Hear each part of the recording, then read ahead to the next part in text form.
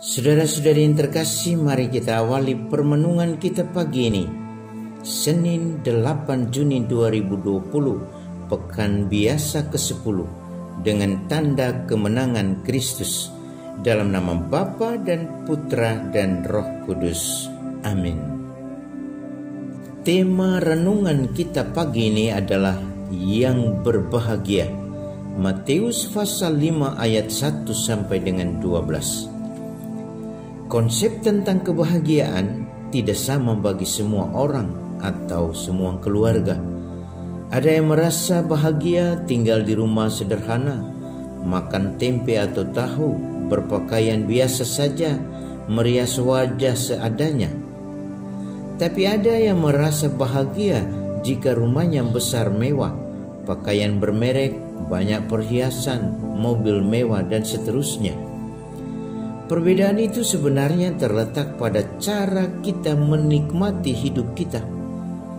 Sikap mengeluh dan menggerutu, membandingkan diri dengan tetangga, berangan-angan yang tinggi tidak pernah akan membahagiakan kita, meskipun yang ada pada kita sudah lebih dari cukup.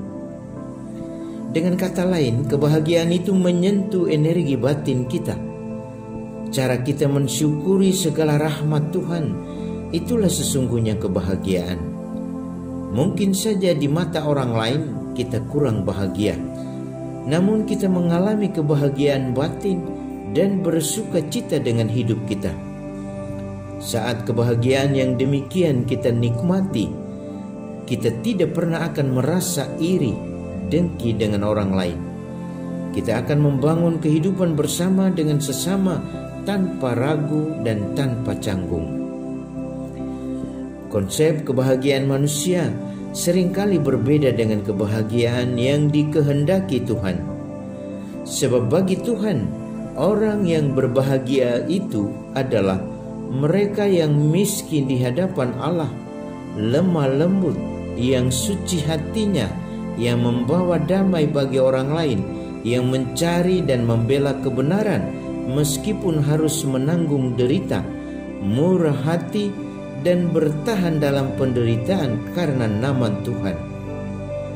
Intinya adalah bahwa orang yang berbahagia tidak takut terhadap pengorbanan, tidak menolak tantangan dan derita, dan tetap berpasrah kepada Tuhan.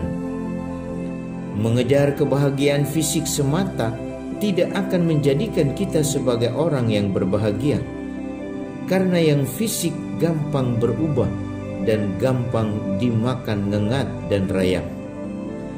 Hari ini kita diajak untuk melihat bahwa kebahagiaan itu tidak hanya bersentuhan dengan fisik, tetapi juga lebih dari itu menyentuh batin kita.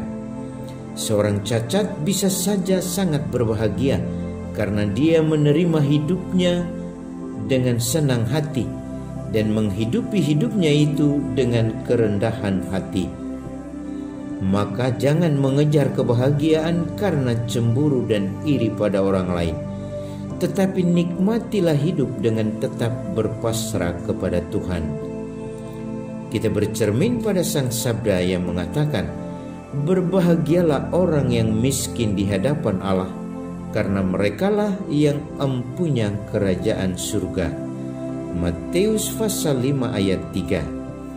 Saudara, banyaknya harta dan perhiasan tidak dengan sendirinya membuat kita bahagia, tetapi kemurahan hati dan kedamaian batin itulah yang membuat kita bahagia. Salam Cornovum, hati baru.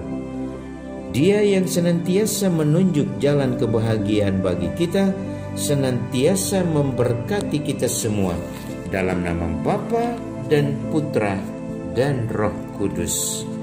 Amin.